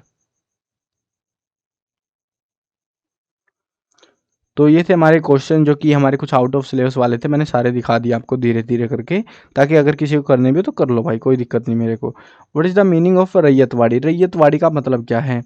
नोट लिखना है दांडी मार्च पे, दांडी मार्च मतलब कि जो महात्मा गांधी ने यात्रा शुरू करी थी ना इसके सोल्ट के रिगार्डिंग, सोल्ट लॉ को ब्रेक किया गया था, तो उसके बारे में बताना है कब शुरू करी, क्या शुरू करी, कहाँ गए, कितने लोगों का समर्थन मिला, और फाइनली समंदर किनारे जाके उन्होंने नमक बना के कानून तोड़ दिया।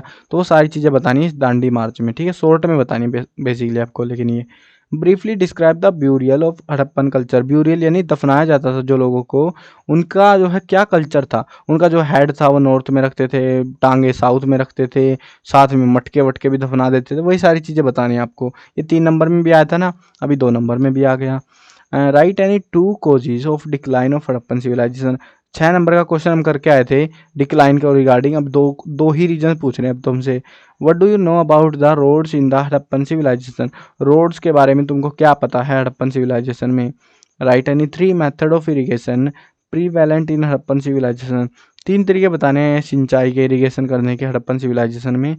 What do you know about the weight and measures of Harappan civilization, ये भी हमारा ऑलरेडी आ चुका है, वेट के बारे में, उनके जो बाट वाट थे वो कैसे थे, मतलब नाप तोल की जो इकाइयाँ थी right any to causes for the decline of Buddhism. Buddhism जो इतना काफ़ी पॉपुलर हुआ एक टाइम पे, वो क्यों डिक्लाइन हो गया, उसके पीछे कारण क्या थे। Discuss two teaching of Buddhism. Buddhism की टीचिंग बतानी है। चार नोबल ट्रूथ, यानी कि जो सोरो, रीजन ऑफ सोरो, कैसे हम उसको कंट्रोल करें, वही सारी चार चीज़ें बता रखी है महात्मा बुद्ध ने, तो उन्हीं के बारे में हमको बताना है, जो कि 4 नोबल ट्रूथ्स कहे गए हैं। ये 4 ट्रूथ कह लो या 4 नोबल ट्रूथ कह लो, एक ही बात है। Who was Megasthenes. मैगस्थनीज कौन था। इब्न बतूता तो तुमने पढ़ ही लिया होगा कौन था। Who was the Ibn Battuta and where was he from. Ibn Battuta कौन था और वो कहाँ से आया था। What was Ibn Battuta written about Delhi. Delhi के बारे में इब्न बतूता ने क्या बताया है।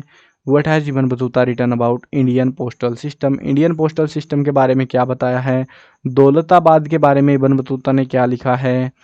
What is written about the condition of Indian peasant by Bernier. Bernier के द्वारा इंडिया के जो पीजेंट्स थे उनकी कंडीशन के बारे में क्या लिखा गया है। Discuss the picture of urban centres that emerges from Bernier account. What do you know mean by term Sufi. एक सूफी जो शब्द है 6 चैप्टर से, उस सूफी का मतलब क्या है।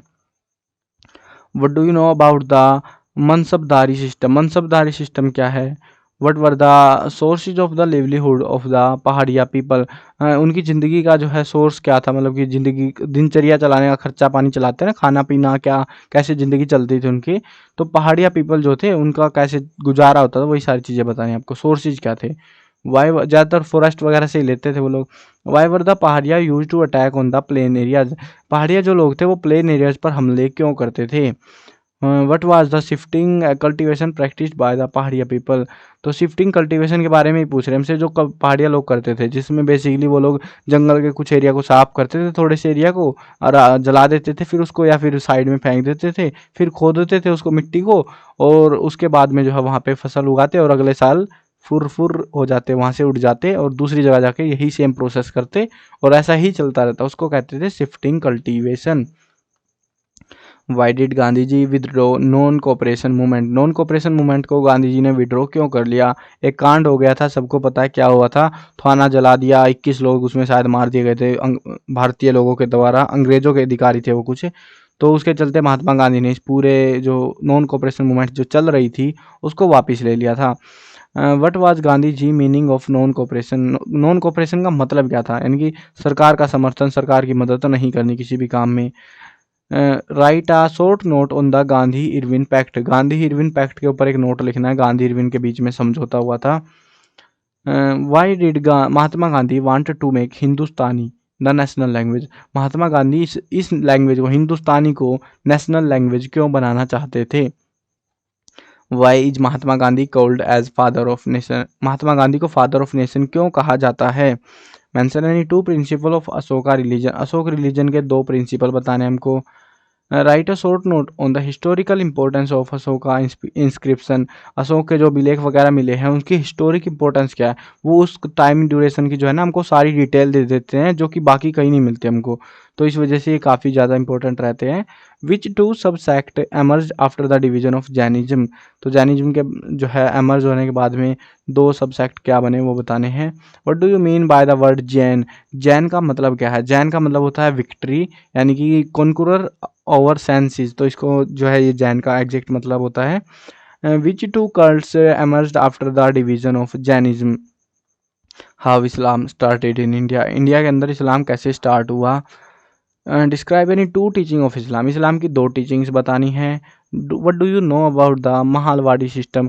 ये देखो 2-3 सिस्टम है, ये महालवाड़ी, रैयतवाड़ी और अलग अलग, तो इनके बारे में पढ़ लेना कि ये क्या थे, इनके परिणाम क्या, मतलब इनके जो है क्या नतीजे थे, क्या नतीजे रहे बेसिकली, तो इनके बारे में थोड़ा पढ़ लेना। इनमें से क्वेश्चन मेरे को देखने को मिल रहे हैं बहुत सारे।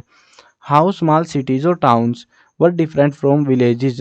तो जो छोटे शहर थे या गांव थे, मतलब या कस्बे थे, वो गांव से कैसे अलग थे, 2 डिफरेंस बताने हैं। What do you know about the Prayag Prashasti. ये तीसरी बार आ चुका हमारा क्वेश्चन है प्रयाग वाला, बट अब की बार 2 नंबर में दिया भाई इन्होंने, चीटिंग नहीं चलेगी अब की बार इनके साथ।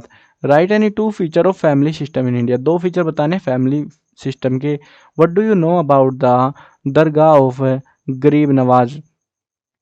तो उसके बारे में हमको बताना है कि ये क्या है। दीन इलाही के ऊपर शॉर्ट नोट लिखना है। Mean what do you mean by the Damine Koh. Damine Koh का मतलब क्या है। Explain the meaning of satyagraha. Satyagraha का मतलब क्या, जो महात्मा गांधी ने चलाया था ना satyagraha. What was epigraphy, epigraphy क्या है। What role Guru Arjun Dev ji played in the spread of Guru Nanak Dev ji philosophy. अब ये गुरु नानक देव जी ने जो फिलोसफी बनाई थी, गुरु अर्जुन देव ने उसको कैसे स्प्रेड किया, क्या रोल उसने प्ले करा, वो बताना है। Describe any to composition of Guru Nanak Dev जी। गुरु नानक देव की जो दो कंपोजिशन बतानी है। शॉर्ट नोट लिखना है।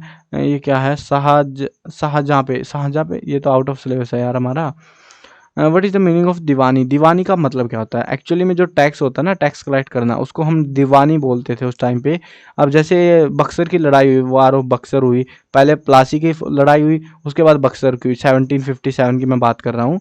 और उसके बाद में जो है 1764 में बक्सर की लड़ाई हुई। इसके बाद में अंग्रेज़ों को 3 जगह की दीवानी मिल गई थी। ये मैंने इसीलिए बताया ताकि तुमको आइडिया भी लगा रहे कि क्या होता है एक्चुअल में। तो उड़ीसा, बंगाल और जो शायद बिहार की, इन 3 एरियाज़ की उनको दीवानी मिल गई, यानी कि उनको जो है टैक्स मिलने लगा। बस जो टैक्स रेवेन्यू कलेक्ट होता था ना, वो सारा अंग्रेजों को जाता था उधर का, उसको दीवानी कहते हैं हम लोग, जैसे हमारा टैक्स सरकार को जाता है आजकल। What was the manuscript, manuscript क्या थी। व्हेन वाज इट कॉम्प्लाइड, तो इसको कॉम्प्लाइड क्या होता है ये एक्चुअल में, आई एम डाउट क्रिएटेड, चलो कोई ना। What is the meaning meant by the धर्म चक्कर परिवर्तन। महात्मा बुद्ध ने क्या करा, लोगों का धर्म परिवर्तन कराना शुरू कर दिया। पहले उपदेश के बाद बहुत सारे लोग अपना धर्म बदलने लग गए, उनके जो नॉलेज थी उससे इंप्रेस हो गए लोग, और उसी को हम कहते हैं धर्म चक्कर परिवर्तन। What was the sunset law, sunset law क्या था, सूर्यास्त का कानून कहते थे इसको। इसमें भी कुछ था यार सिस्टम, अभी खतरनाक ही कानून था ये वैसे। What was the doctrine of lapse.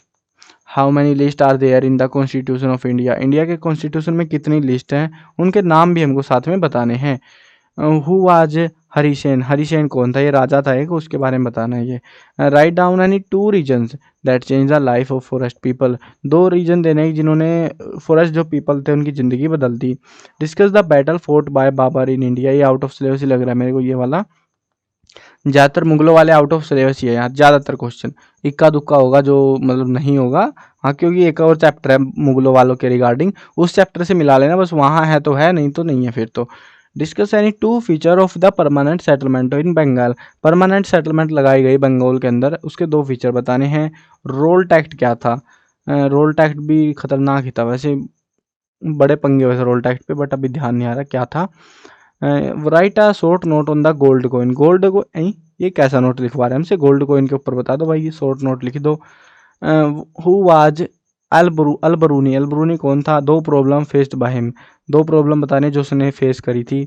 जोगिस कौन थे। What do you know about the Poona pact, Poona pact हुआ था, पूना समझौता, वो उसके बारे में बताना है। Why did Congress opposed Simon commission, Congress ने साइमन कमीशन का विरोध क्यों किया था।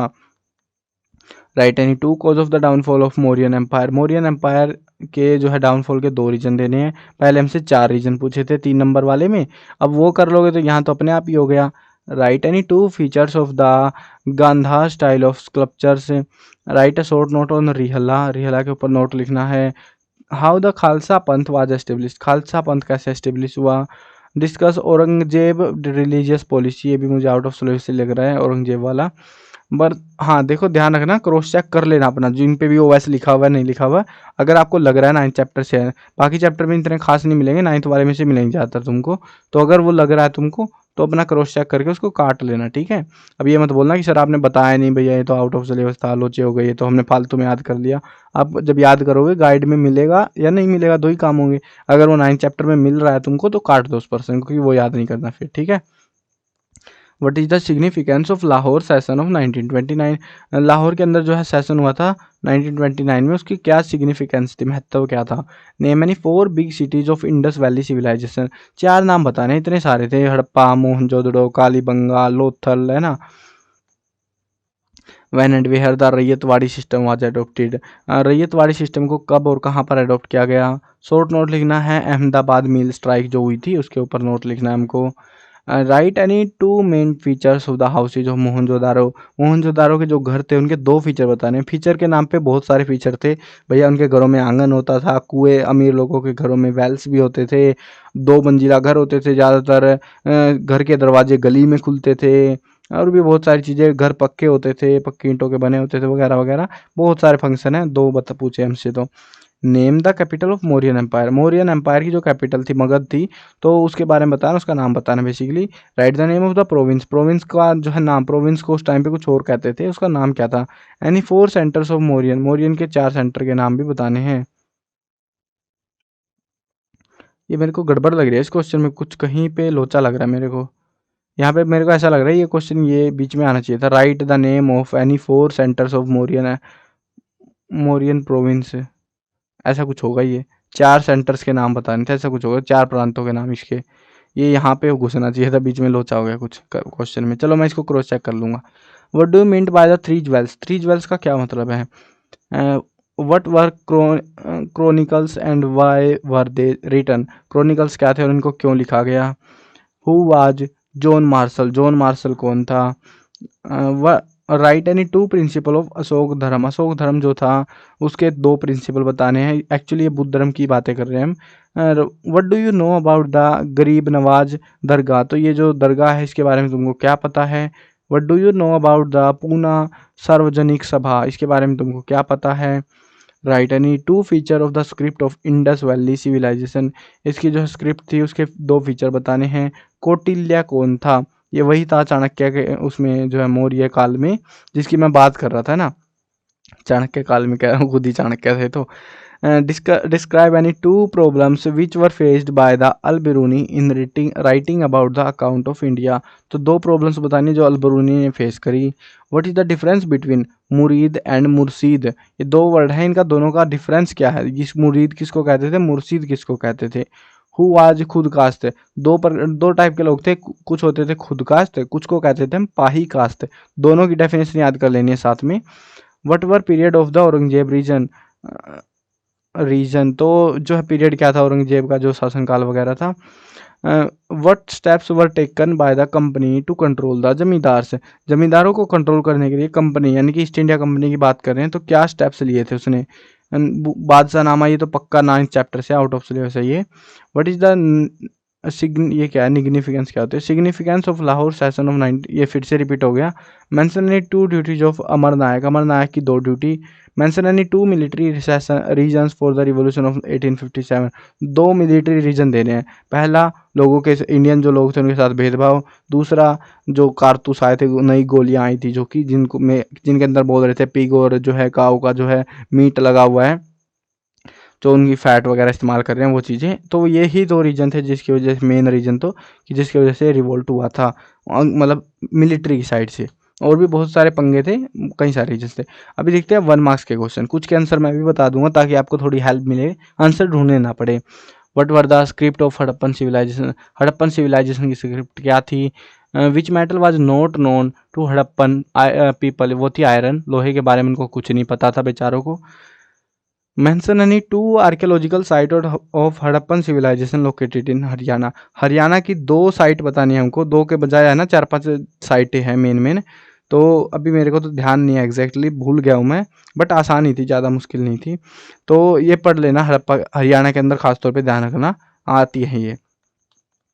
The Harappan people used to worship which animal, किस जानवर की पूजा करते थे, वो एक सांड की पूजा किया करते थे। अब इंग्लिश में क्या कहते हैं, बुल या कुछ होगा शायद से, देख लेना आप बुक में, बट ऐसा ही था, मतलब जिसको हम हरियाणवी में खग्गड़ कहते हैं ना, उसकी पूजा करते थे लोग। Who discovered the site of Mohenjodaro, Mohenjodaro की साइट को किसने डिस्कवर किया था। ये नाम उनमें से, ये 2 नाम मैंने जो बताए थे पहले हम कर चुके हैं 3 या 2 नंबर वालों में, तो ये वापिस आ रहा बस। On which river bank Mohenjodaro is located, Mohenjodaro कौन सी नदी के किनारे पर था। What is the meaning of Mohenjodaro, Mohenjodaro का मतलब क्या है। अब हिंदी में पढ़ रखा है यार, इंग्लिश में कैसे बताऊँ मैं। मोहनजोदारो डेड बॉडीज का कुछ कलेक्शन कह लो, ऐसा सा ही कुछ है, मतलब हिंदी में कहते हैं मृतकों का टीला, मोहनजोदारो का मतलब। अब इंग्लिश में क्या कहूँ मैं उसको, कलेक्शन ऑफ डेड बॉडीज, नहीं ऐसा तो नहीं होगा, मतलब ऐसा सा ही कुछ होगा मिलता जुलता, देख लेना बुक में दे रखा होगा। हु वाज हरिसेन, हरिसेन वाला ऑलरेडी आ चुका है हमारा। Who was the founder of Vijayanagar empire, Vijayanagara empire का फाउंडर कौन था। Who were led the revolution, revolution आना चाहिए था, रिवोल्यूशन क्या होता है, of 1857 in Awadh. What was the immediate cause of 1857 revolt, immediate cause क्या था, वो गोलियां, बंदूक की गोलियां, वही पंगे करे थे इसलिए उस टाइम पे इमीडिएट कोज था वो। Who was the British governor general during the revolt of 1857। 1857 की लड़ाई के दौरान ब्रिटिश गवर्नर जनरल कौन था? When and who introduced permanent settlement in Bengal. Bengal के अंदर परमानेंट सेटलमेंट किसने इंट्रोड्यूस कराई और कब कराई गई थी? In the which region permanent settlement were implemented. Permanent settlement किस रीजन में लगाई गई थी? ये लगाई गई थी बंगाल के रीजन में। When was Sati system abolish. Sati system जो था, सती प्रथा, उसको कब बंद कर दिया गया? With whom Al बरूनी came to India. अल बरूनी किसके साथ भारत आया था? हु वाज बाण भट्ट। ये बाण भट्ट कौन था? ये तो कोई राइटर वगैरह था, आई थिंक सो। बाण भट्ट किसी दरबार में, किसी राजा के दरबार, मैंने पढ़ाया था, अभी भूल गया हूँ यार, इतने सारी कहानियां पढ़ने के बाद कुछ भूल जाते हैं हम। Which dynasty did Krishna Deva Raya belong to. Krishna Deva Raya किस डायनेस्टी से बिलोंग करते थे? ये विजयनगर वाले चैप्टर से हमारा। Mahalwari system was implemented in which area of British India. तो महालवाड़ी जो सिस्टम था वो इंडिया के किस रीजन में लगाया गया था, किस एरियाज में? Who was the Francois Bernier. Bernier कौन था? फ्रैंकोनिस बर्नियर, पूरा नाम दे रखा है हमको। Where is the great bath situated. Great bath कहाँ पर है? मोहनजोदाड़ो की बात करें, जो जोहड़ था ना, वो पूरा बड़ा सा पक्की ईंटों का, उसी की बात हम कर रहे हैं, ये ग्रेट बाथ कहते हैं उसको। Megasthenes visited the court of which ruler as a guest. Guest के तौर पे मैगस्थनीज किस रूलर के कोर्ट में गया था? हु रोट द बुक अर्थशास्त्र। ये लिखी थी चाणक्य ने, कौटिल्य ने, कह लो, कोई सा जोन सा तुमको नाम याद आए, जोन सा अच्छा लगे वो लिख देना। The battle of Mahabharata was fought at. कहाँ हुई थी? कुरुक्षेत्र में हुई थी। According to the ancient book what was the main duty of the Shudras. शूद्रों का काम क्या था? टू सर्व द अदर, जो ग्रुप्स थे कम्युनिटी के, उनको सर्व करना शूद्रों का काम था। What is the Hastinapur village located. ये था उत्तर प्रदेश में। वेहर पूछ रहे ना कहाँ पर है, ये उत्तर प्रदेश में, यूपी में। What was childhood name of Mahatma Buddha. Mahatma Buddha के बचपन का नाम क्या था? सिद्धार्थ।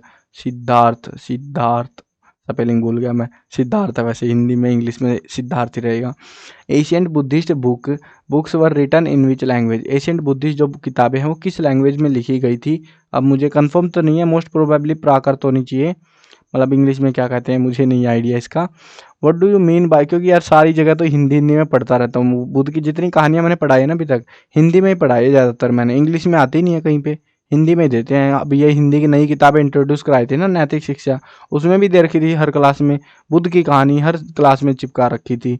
तो अब हिंदी में पढ़ पढ़ के इंग्लिश का भूल जाते हैं फिर। What do you mean by the पार्टी लड़ी। What was the childhood name of the Mahatma Buddha. ये फिर से आ गया भाई, ये काट दो इसको, ये वाला रिपीट हो गया question. What was the duty of Amarnayaka in the Vijayanagar empire. Amarnayaka की क्या ड्यूटी थी? अब ये वाला हमारा आउट ऑफ सिलेबस है। व्हाट वाज द बेनामी या फिर जो है कह लो fictitious purchase when the Gateway of India was build. Gateway of India को कब बिल्ड किया गया? Who wrote Japji Sahib. ये जो है जापूजी साहिब जो ग्रंथ है इसको किसने लिखा था? वहन महात्मा गांधी वाज बोर्न। महात्मा गांधी का जन्म कब हुआ? 2 अक्टूबर 1869 में, 1869 में, ठीक है। According to the Manusmriti what was stridhan. Stridhan क्या है मनुस्मृति के according? In Jainism what is the meaning of Tirthankara. जो जैनिज्म में जो वर्ड यूज करते हैं ना, तो जैसे महावीर जैन महावीर थे वो 24वें तीर्थकर थे, तो ये जो तीर्थकर है इसका मतलब क्या है? Name the first dynasty of Vijayanagar empire. पहली डायनेस्टी का नाम बताना हमको विजयनगर एम्पायर में। दीन इलाही कब एस्टेब्लिश हुई थी? When the treaty of Allahabad took place. Allahabad की ट्रीटी कब हुई थी?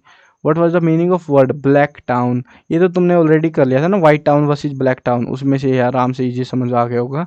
When and who establish the Khalsa पंथ। खालसा पंथ को किसने एस्टेब्लिश करा? शायद गुरु नानक देव ने, आई थिंक सो। कब किया था वो मेरे को ध्यान नहीं है। When the civil disobedience movement started. ये मूवमेंट जो थी ये कब स्टार्ट की गई थी? ये महात्मा गांधी ने स्टार्ट करी थी, बट डेट मुझे भी ध्यान नहीं आपकी तरह। From where the Indus valley people used to get gold. Gold कहाँ से लेते थे? ज़्यादातर तो वो कर्नाटक गुजरात के रीजन से मंगाते थे, या फिर वो जो है मेसोपोटामियन सिविलाइजेशन के साथ भी ट्रेड किया करते थे, वहाँ से भी मंगाते थे। Name the book which mention the story of Eklavya. कौन सी किताब है जिसमें हमें एकलव्य की कहानी मिलती है? वो है महाभारत की किताब में, मतलब ग्रंथ एक्चुअल तो वो। In which language the oldest Buddhist book were written. जो पुरानी बुद्धिस्ट बुक्स हैं वो कौन सी लैंग्वेज में लिखी गई हैं? When the Vijayanagar empire was established. ये वापिस आ चुका है रिपीट होके। Who headed the land revenue system during Akbar regime. What do you mean by the Damine Koh, ये जो है ना अजीब अजीब से 2-4 वर्ड ही हैं, घूम फिर के वही आ रहे हैं बार बार। इनको करोगे पहले बड़े क्वेश्चन करोगे ना तो अपने आप ही निपट जाएंगे तुम्हारे बहुत सारे। तो what do you mean by the word रैयत, रैयत का जो मतलब है रायोट जिसको हम कह रहे हैं, इसका मतलब होता है किसान, फार्मर्स, ठीक है। शायद तो फार्मर्स ही होगा मोस्ट प्रोबेबली, तो रैयत का मतलब, या जमींदार भी हो सकता है, जमींदार या फार्मर्स, इनमें से किसान, इनमें से ही कोई है। रैयत का मतलब किसान होना चाहिए मोस्ट प्रोबेबली, तो क्रॉस चेक कर लेना एक बार, मुझे डाउट आ रहा है इस पर थोड़ा सा। In which states Ryotwari system was just introduced, Ryotwari system को किस स्टेट में इंट्रोड्यूस कराया गया। What was lottery committee, lottery committee क्या थी। In which language Guru Nanak Dev ji gave his sermon, Guru Nanak Dev जी ने जो है अपना सरमन कौन सी लैंग्वेज में दिया था। Where the Jallianwala Bagh massacre took place, ये हुआ था अमृतसर में। Who is the consider as the writer of Mahabharata, Mahabharata का राइटर कौन है, Maharshi Vedvyas. Where Mahatma Buddha delivered his first sermon, वो हुआ था सारनाथ में, पहला उपदेश दिया था सारनाथ में। Who was the founder of Vijayanagar, ये फिर से आ गया भाई, फाउंडर मुझे नहीं याद यार, मेरी बेइज्जती करा रहे हैं क्वेश्चन वाले तो। हु रोट अकबरनामा, अकबरनामा को किसने लिखा था। ये जितने भी नाम है ना, अकबरनामा, बाबरनामा, हुमायूं नामा, ये सारे नामे आपको याद नहीं करने हैं। कोई सा भी मतलब कहीं आप सोचो कि याद करके जाने, ये जरूर नहीं याद करने, ये पक्का आउट ऑफ सिलेबस है आपके, confirmed. Which type of cultivation was being used by the Paharia people, कौन सी थी, शिफ्टिंग कल्टिवेशन, शिफ्टिंग वाली, झूम बराबर झूम वाली। When the battle of Plassey took place, Plassey की लड़ाई हुई थी 1757 में, और जिसमें जो है हार गया था हमारा राजा। हु रोट पद्मावत, पद्मावत को किसने लिखा था। Who raise the slogan of do and die, ये जो स्लोगन था डू और डाई, करो या मरो, किसने दिया था, महात्मा गांधी जी ने। Purna Swaraj resolution was passed in fill in the blank session, कौन से सेशन में हुआ था Purna Swaraj resolution. Fill in the blank was the ruler of Delhi at the time of 1857 revolution, 1857 की जो क्रांति हुई उस समय दिल्ली का रूलर कौन था। मुगलों का लास्ट राजा था शायद वो, औरंगजेब था, I think so, most probably तो वही होगा। एक बार क्रॉस चेक भी कर लेना बुक में। Acquisition of Awadh was done in, कब हुई थी एक्विजिशन अवध की। Lord Mahavir was related to, वो कौन से मतलब रिलीजन पूछ रहे हैं हमसे, तो वो है जैन से, ठीक है, Lord Mahavir, Mahavir Swami. The tomb of the Moinuddin Chishti is situated at, ये मोइनुद्दीन चिश्ती की जो टॉम्ब है वो कहाँ पर है, मुझे नहीं पता कहाँ पर है। खालसा पंथ वाज फाउंडेड बाय, खालसा पंथ की स्थापना किसने करी थी, मोस्ट प्रोबेबली गुरु नानक देव जी हैं इसमें। Fill in the blank is the word of Sant Kabir, work of Sant Kabir, ये है बीजक। अब इंग्लिश में बीजक को क्या बोलते हैं भाई, बीजक को बीजक ही कहते होंगे, बीजक, ये लो बीजक बन गया तुम्हारा। बीजक लिखी थी जो संत कबीर का फेमस ग्रंथ है। Non cooperation movement was started in fill in the blank 80, कब स्टार्ट की गई थी। Fill in the blank was the first martyr of India. Revolution of 1857 was started from, कब से स्टार्ट हुआ था ये। The Shiva worshippers of Tamil Nadu were called as, Shaiva कहते थे उनको, अब इंग्लिश में क्या कहते हैं शैव को, अब हिंदी में ऐसे लिखा होता शैव, अब हिंदी वालों को पढ़ा रखा है मैंने तो हिंदी में याद है मेरे को ढंग से, इंग्लिश का लोचा है थोड़ा सा, चलो कोई ना, चलता रहता है यार, ये समझ गए होगे, शैव SHAIV ऐसा ही कुछ यूज वर्ड होता होगा इसके लिए भी। Fill in the blank is the work of Malik Mohammad Jayasi, एक मलिक मोहम्मद जायसी का वर्क कौन सा है। Quran Sharif is related to, किससे रिलेटेड का है कुरान शरीफ, इस्लाम से। आदि ग्रंथ वाज कंपोज्ड बाय, आदि ग्रंथ को किसने लिखा था। Fill in the blank was the first dynasty of Vijayanagar empire, पहली डायनेस्टी कौन थी। ये जो है ना हमने एक नंबर के सिंपल क्वेश्चंस में भी कर लिए हैं। और एक चीज़ और है यार आपको बतानी पड़ेगी, जो MCQ मैं देख रहा हूँ ना काफ़ी हार्ड MCQ आ रहे हैं, पता नहीं मेरे को ही हार्ड लग रहे हैं, मतलब बुक में मिलके भी नहीं दे रहे आधों के तो उत्तर, बड़े ही खतरनाक MCQ दे रखे हैं आपको वैसे तो, मतलब मेरे को खुद डर लग गया भाई पेपर देख के MCQ, मतलब ये क्वेश्चन बहुत आसान है, ये आपको बढ़िया नंबर दिलाएंगे, बट MCQ मुश्किल आएंगे। हो सकता है आसान भी आ जाए कुछ एक सेट में, बट ज़्यादातर में मुश्किल देखने को मिल रहे हैं मुझे। बाकी MCQ की वीडियो बनाऊंगा तो उसमें आपको और भी क्लियर हो जाएगी वो चीज़ें। In fill in the blank AD battle of Talikota took place, कब हुई थी ये, 1700 के लमसम कुछ हुई थी, अभी ध्यान नहीं है मेरे को भी एग्जैक्ट तो। ये MCQ में है ये क्वेश्चन, मेरे को ध्यान है MCQ में कराया था बट अभी ध्यान नहीं है उधर। The rulers of the Vijayanagar empire were called as, तो विजयनगर के जो रूलर्स हैं उनको क्या कहते हैं। Fill in the blank was the contemporary southern state of Vijayanagar empire, तो क्या है वो हमको फिल इन द ब्लैंक भरना है। देखो अब की बार भी ऐसे ही आएगा मिक्स मसाला करके, कुछ 1 मार्क्स के सिंपल क्वेश्चन देंगे, कुछ फिल इन द ब्लैंक भी देंगे, इक्के दुक्के कुछ MCQ भी देंगे, तो ऐसे करके दिए जाएंगे आपको। बाकी क्वेश्चन का पैटर्न सेम ही रहेगा। सैम्पल पेपर देख लेना, उससे आपको ज़्यादा बेटर रहेगा कि सैम्पल पेपर देखो, उससे आपको सारा समझ आ जाएगा। वेबसाइट पे अपलोड कर रखे हैं मैंने CCLchapter.com पे, प्रीवियस ईयर सारे पेपर भी आपको मिल जाएंगे इस वेबसाइट पे हिस्ट्री के आपके। और इसके अलावा जो है सैम्पल पेपर भी अपलोड कर रखे हैं, कोड ए कोड भी सारे के सारे, तो चेकआउट कर लेना। सिलेबस का मैंने बता दिया, 3 चैप्टर, नाइन्थ चैप्टर आपका कौन सा था, 9th 12th और 14th, ये चैप्टर आपके सिलेबस से बाहर हैं अब 2023 के लिए सिर्फ, ठीक है। कहीं 24 वाले भी सोचो कि भैया हमारे भी बाहर है, अगर 24 में कोई स्टूडेंट वीडियो देख रहा है तो बाहर नहीं है, उनको सारे करने हैं, ठीक है। चलो आई होप समझ में आ गया होगा, मिलते हैं नई वीडियो में, बाय बाय।